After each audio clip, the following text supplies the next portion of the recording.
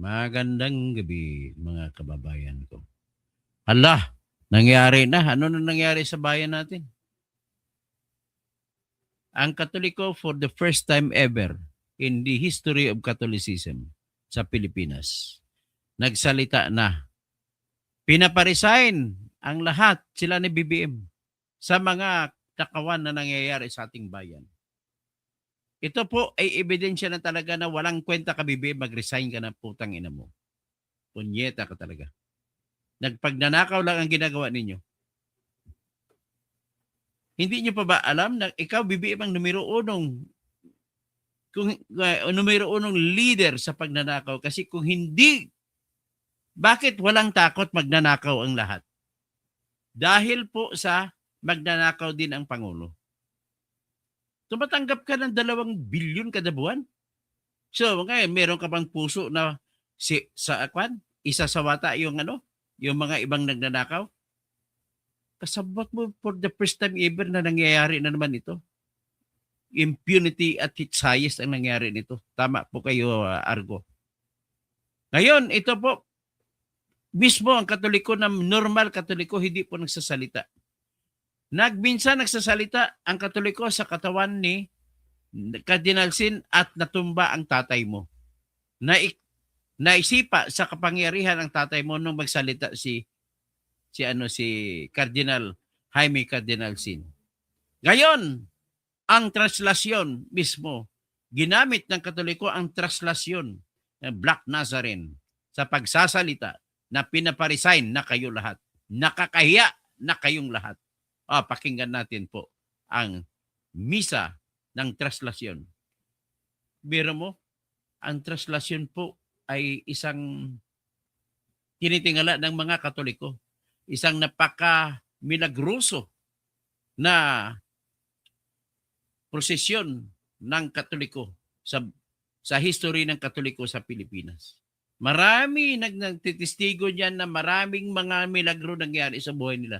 Kasama na nga po diyan si dating Vice President at anchorman ng ABS-CBN na si Noli de Castro. Tuwing translasyon, nagtatraslasyon siya. Sigurado ako ganoon din. Kaya pakinggan po natin ang misa ayon sa balita ng Billionaire News Channel. Ang pinakamagaling na mainstream media ngayon ay ang Billionaire News Channel. Talo na nilang ABS-CBN at saka yung GMA7 sa pagiging makatotohanan. Kasi maraming pinipili lamang ng ABS-CBN at saka GMA7 ang kanilang pinapalabas na mga balita. Hindi kanila pinapalabas yung nangyayari sa mga yung mga bagay na nangyayari na hindi nila gusto bibigyan ng punto. Tingnan natin. Sa pagdiriwang ng kapistahan ng Jesus Nazareno, may mensahe ang Simbahang Katolika sa mga opisyal ng gobyerno. Matutong bumaba kung kinakailangan na. Dito, hindi po binabanggit si BBM pero lahat understood na lahat ay pinapababa kasama si BBM. Ito ang ilang mga deboto. Ang hiling din nila makamit ang pagbabago. Narito ang agenda report ni Elijah Bonzo. Mga kapatid, matuto tayo kay Jesus Nazareno na bumaba ng kusa alang-alang sa pag-ibig.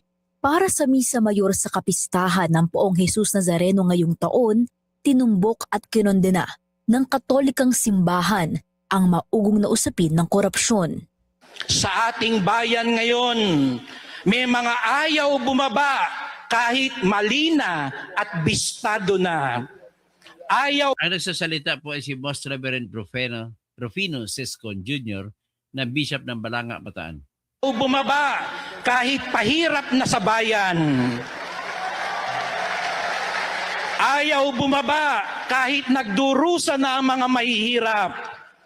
Ayaw bumaba kahit binabaha na at nasisira na ang bayan.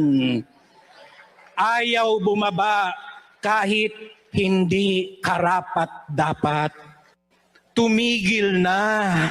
Tama Tumigil na! Tama na! na. Maawa na kayo sa taong bayan. Mahiya naman kayo. Mahiya naman kayo, BBM. Iyan ang totoong salita na mahiya naman kayo. Hindi yung salita mo sa iyong suna. Mahiya naman kayo. Ikaw ang utak po ng lahat ng ito. Hindi po kayang magnakaw ng mga taong yan kung walang blessing sa iyo. Ganun lamang po. Maganda gabi, Bugs Adam. Pagpatuloy po natin. Bumaba na ng kusa. Dapat siyang tumaas at ako na may bumaba. Ito ang tema ng kapistahan ngayong 2026. Kaugnay nito, inudyok ng simbahan ang mga deboto ng Nazareno na mamuhay sa paraan kung paano namuhay si Jesucristo. Puno ng pagmamahal at pagpapakumbaba. Mga kapatid, kung bumaba si Jesus Nazareno para iangat tayo, tinatawag din niya tayong makibahagi para iangat ang ating bayan. Kaya bumaba ka na, BBM. Bumaba na kayo, Romualdez. Lahat-lahat kayo bumaba para iangat ang bayang Pilipinas. Iangat ang ating kapwa. Iangat ang dangal ng bawat isa. Ang 46 na taong gulang na si Jomar, hindi natiyak na mabilang kung ilang beses na siyang dumalo sa traslasyon. Alas 9 pa lang ng gabi ng Huwebes, umalis na siya mula Antipolo para makinig sa Misa Mayor. At ang tumatak sa kanyang mensahe, bago, panata ko po na wag po magkasakit mga kamag-anak ko. Lahat ng may sakit gumaling. Di naman pwede yung pansarili lang eh. sumakay ng jeep si Jomar hanggang Quezon City. At mula ron, nakayapak siyang naglakad papuntang Quirino Grandstand. Bit-bit ng imahe ni Jesucristong halos 5 kilo raw ang bigat. Ayon sa Manila Public Information Office, humigit kumulang 100,000 deboto ang dumulo ng Misa Mayor. Nagsimula ang traslasyon alas 4 ng umaga nang makalabas ang andas sa Quirino Grandstand. Mas maaga ito kaysa nakaraang taon na nagsimula alas 4:41 na ng umaga. Para sa agenda, Elijah Bonzo, Billionaire News Channel. Manatiling nakatutok Okay, sa Billionario News Channel. Sumubaybay Okay. Ano ang pag-usapan natin? Very, very short lamang.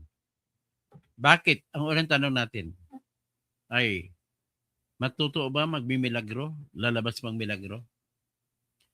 Ever since the world began, tanging divine intervention ang laging kailangan sa Pilipinas para magbago. May kakaunting pagbabago na nandidudulo.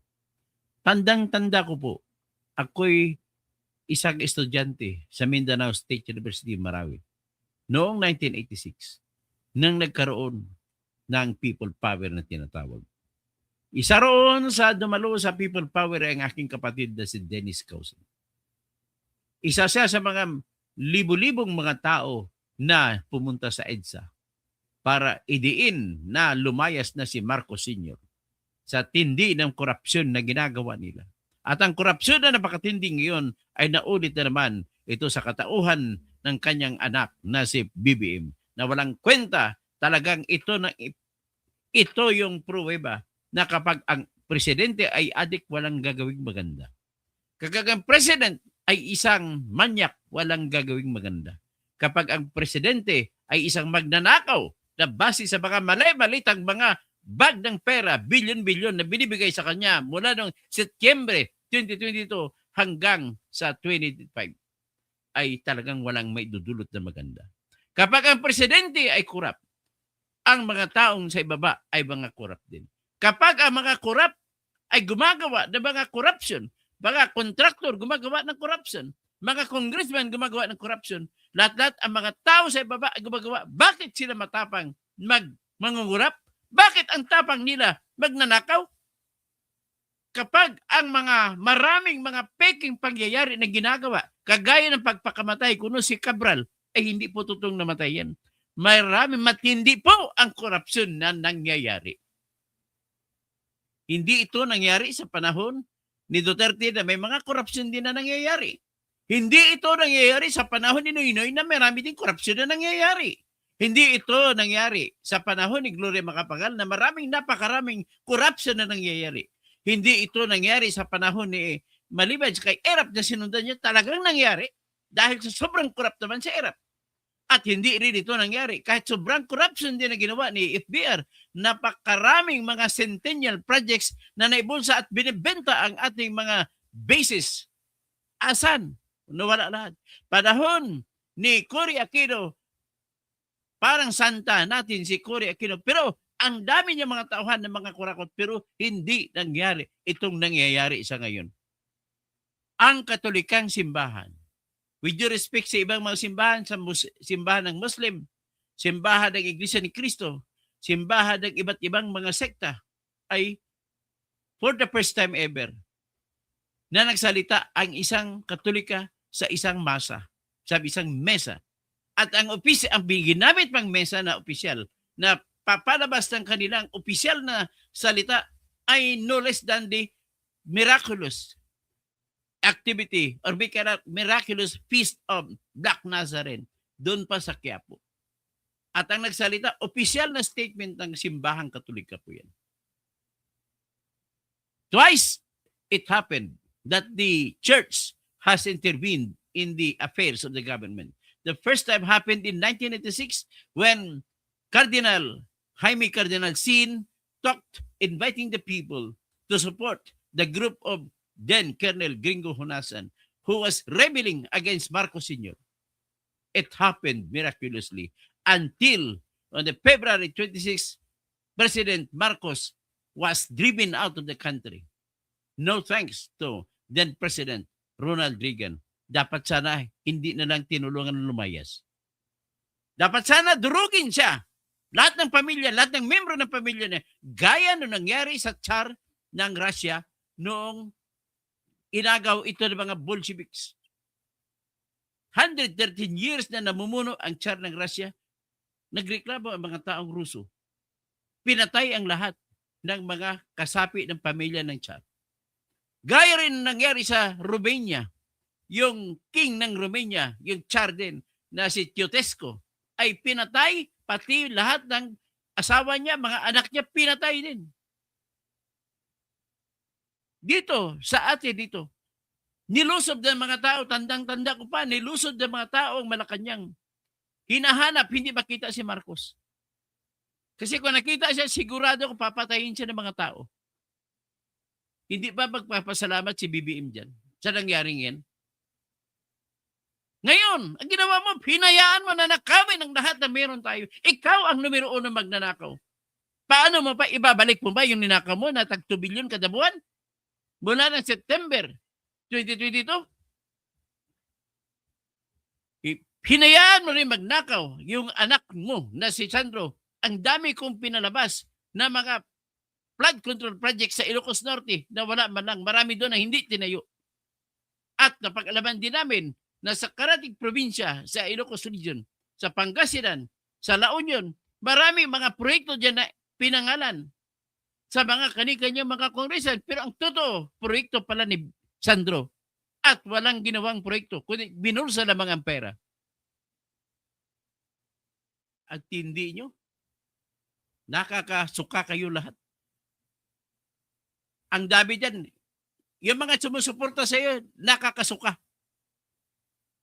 Lahat po na sumusuporta sa iyo, nakakasuka. Kaya tama na po si Colonel Audi Bungaw sa pagsasabi na wini-withdraw niya ang kanyang suporta kay BBM.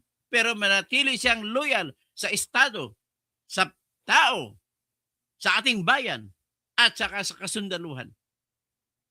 Hinuli ninyo si retired General Romeo Pocis na inakusahan ninyo na sedition. May sedition ba dyan? Wala pong sedition. Ginagamit ninyo ang batas na sedition sa inyong pangangailangan. At total act of freedom of expression, hindi nyo na ginagalang. Nagsasalita siya na wala na siyang tiwala at pinaparisan si BBM. Is that sedition? Hindi naman kaya ni Pocis na mahimok ang lahat ng mga sundalo at lahat ng mga mamayan para mag-aklas laban kay BBM. Ang sedition po para malaman ng mga abogado at mga tao lalo na kay Madam Claire Castro. Ang sedition po ay kung mayroong clear and present danger na makikita mo na mga tao ay sumunod sa salita ng isang tao, ay saka pa lamang mo masabi na may sedition at ang galaw ay hindi para agawin ang gobyerno, kundi galaw labang na para manggugulo. Yan ang sedition. Ang layo ng sedition. It was an act of free exercise of the freedom of expression. Tapos, kakasuhan nyo naman si Chavit Singson. It was an act of the freedom of expression of Chavit Singson. Dapat alam nyo ang ibig sabihin ng freedom of expression na nakasulat sa Section 4, Article 3 ng ating Constitution na pinakamataas na batas sa Pilipinas na walang batas na maaring maipasa para supilin ang kalayaan sa pagpapahayag, kalayaan sa pagsasalita, kalayaan sa paglilimbag, at ang kalayaan sa pagrarani at kalayaan sa pagsusulat sa pamahalaan para mailabas ang hinaing laban sa gobyerno. It is written in English, no law shall be passed abridging the freedom of expression, of speech, and of the press, nor curtail the right to peaceably assemble and petition the government to redress the freedom. Kaya ang rally po ay kasama sa freedom of expression. Hindi mo pwede hulihin ng tao na nagrarally. Freedom of expression yan. Kaya over the years, nakikita ko ang mali na pagpapatupad sa pagsisikil ng mga kapulisan natin sa mga nagrarally.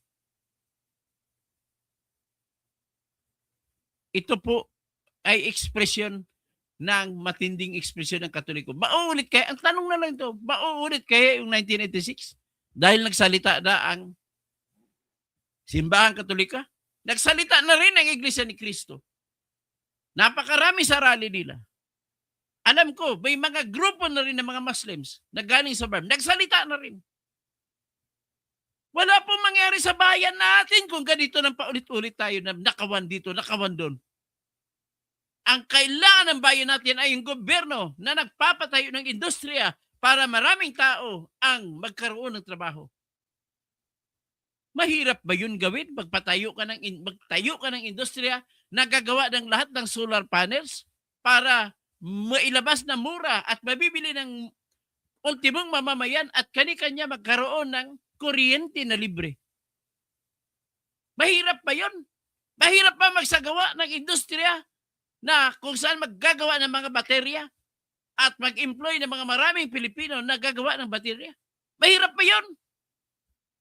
Mahirap pa yung gumawa na kung ano mga kotse. Kaya na ng Pilipino gumawa ng kotse. Bakit hindi natin itatayo ang industriya ng paggawa ng kotse? Para maraming Pilipino magkaroon ng trabaho. Kahit ibenta lamang yan sa loob ng Pilipinas, hindi na natin i-export sa abroad. Ang laking tulong yan. Kagaya ng ginawa sa Boracay nang pumunta ako sa Boracay. Wala ka na halos makikita na tricycle doon na nakasalang sa mga motor. At nakikita ko doon mga trike na gawang Aklan, gawang Boracay. Lahat po ay electric vehicle. Bakit hindi natin gagawin yan? Bakit ang Paray flood control project ang pinag-usisa ninyo? Nabigay na kukuha kayo. Bakit nagpapatuloy ang tinatawag na commission ng mga congressmen sa mga proyekto natin? At ngayon, dahil binawal na ang flood control, pumunta naman kayo sa soft, tawag ko yan soft pork barrel. Anong soft pork barrel? Yung mag-ayuda ka sa AX. Sekreto lang idadaan nila sa pamamagitan ng DSWD. Pero sekreto din na sila din ang kumakamkam ng mga congressmen. Kagaya ng MAIPIP, Medical Assistance to Indigent Patients and Financially Problematic Persons para makabayad sa ospital. Mula sa 16 billion, inangat niya sa 51 billion. At hindi makapag-ospital ang mga tao kahit may sakit pa sila, kahit emergency pa, kapag hindi ka bibigyan ng guarantee letter ng congressman. Kapag guarantee letter, sino ang bibigyan ng guarantee letter? Ang congressman, hindi siya magbibigay ng guarantee letter sa mga pasyente ng mga pamilya na hindi bumuto sa kanya. Inuulit-ulit lamang natin ang korupsyon. Saan patutungo ang bansang ito? Gobades! Intindi nyo? Matindi talaga kayo. Hanggang dyan lang, siguro naman, hindi na mahirap intindihan yung sinasabi ko rito. Kaya tama lamang, antay ninyo, darating ang punto. Ano lang yan? Nagpupumigil lang ang mga sundalo. Sinasabi ko, pati mga pulis. Pupumigil lang sa damdamin nila. Hindi na nakapigil si Colonel Audi Bungaw. Marami pang Colonel Audi Bungaw ang lalabas. Tandaan niyo po yan. Ay, magbabasa lang ako ng comment kayo.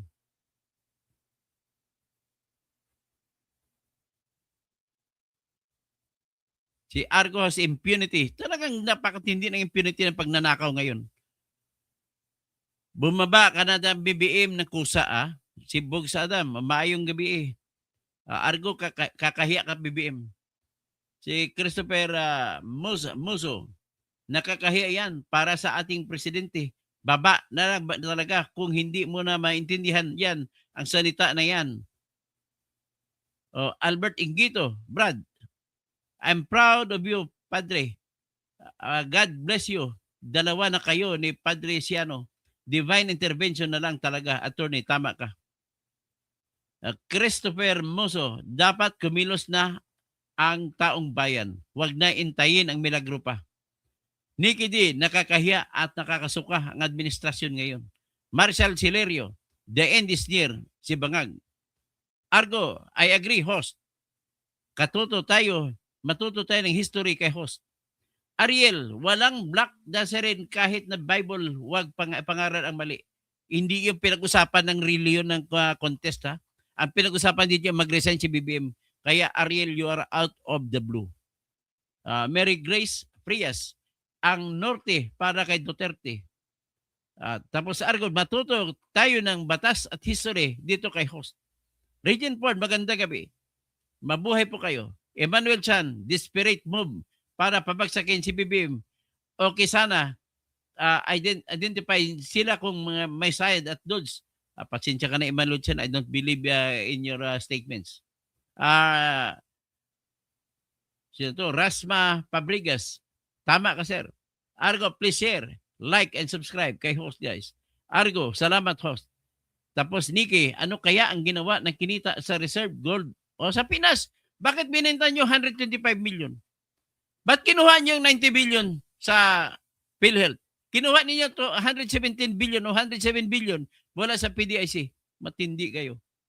Ipipinansyo lang sa flood control? Meski puro corruption, lahat na nakaupo ngayon.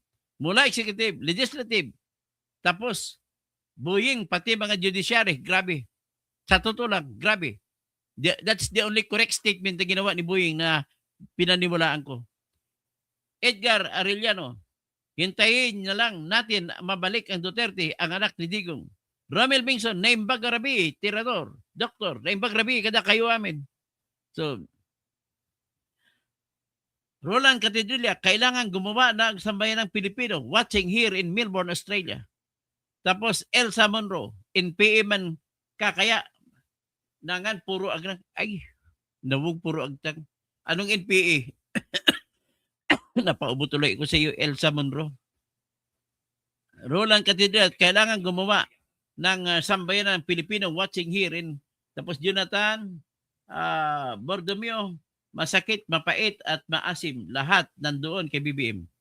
Magandang gabi po sa inyong lahat. Paki-share, paki-like, yan lamang po ang may bibigay balik niyo sa akin. At ako po'y sumusugal ng aking katauhan dito. Malay ko, laging akong inatake. Laging may troll sa akin.